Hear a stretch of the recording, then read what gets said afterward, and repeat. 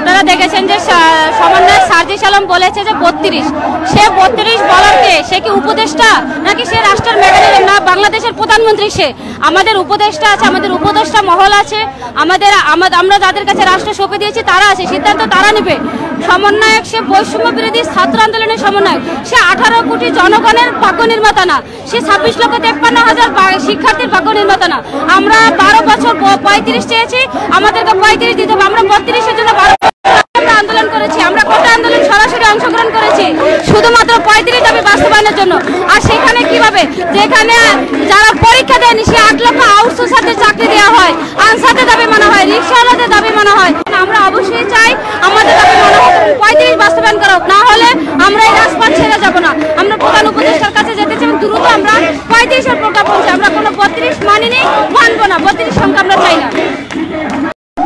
চাকরির বয়স 35 করার দাবিতে আজকে সকাল থেকে শাহবাগ মোড়ে অবরোধ করে আন্দোলন করছে শিক্ষার্থীরা। দর্শক, সরকারি চাকরিতে যে 35 বয়সের দাবিতে কিন্তু আপনারা জানেন যে বেশ কিছুদিন যাবৎ কিন্তু আন্দোলন চলছে এবং এই মুহূর্তে শাহবাগে জাতীয় জাদুঘরের সামনে শিক্ষার্থীরা বসে গিয়েছে। ঠিক সামনে কিন্তু পুলিশের অবস্থান রয়েছে। পুলিশের পক্ষ থেকে বলা হচ্ছে তারা আজকে যেহেতু ছুটির দিন, আজকে এই রাস্তাটি ছেড়ে দেওয়ার জন্য এবং চলে যাওয়ার জন্য কিন্তু পুলিশের পক্ষ থেকে বলা হচ্ছে এবং বলছে যে আমরা এই মুহূর্তে দেখতে পাচ্ছি যে পুলিশ কিন্তু একটি ব্যারিকেড দিয়ে এখানে দাঁড়িয়ে রয়েছে যেন তারা শাহবাগ মোড় অবরোধ করতে না পারে এবং যারা এখানে আন্দোলন করছে শিক্ষার্থীরা তাদেরকে বলা হচ্ছে তারা যেন তাদের এই জায়গাটিতে আজকে ছেড়ে দেয়। তাদের যেহেতু তাদের যে দাবি নিয়ে আলোচনা হচ্ছে, যার জন্য পুলিশের পক্ষ থেকে বলা হচ্ছে তারা যেন তারা আন্দোলনটি এই মুহূর্তে রাস্তাটি ছেড়ে দেয়। এই মুহূর্তে আমরা দেখতে পাচ্ছি এবং মুখোমুখি অবস্থানে কিন্তু পুলিশ এবং 35 দাবিতে যে আন্দোলন শিক্ষার্থী যারা রয়েছে তারা কিন্তু রয়েছে এখানে।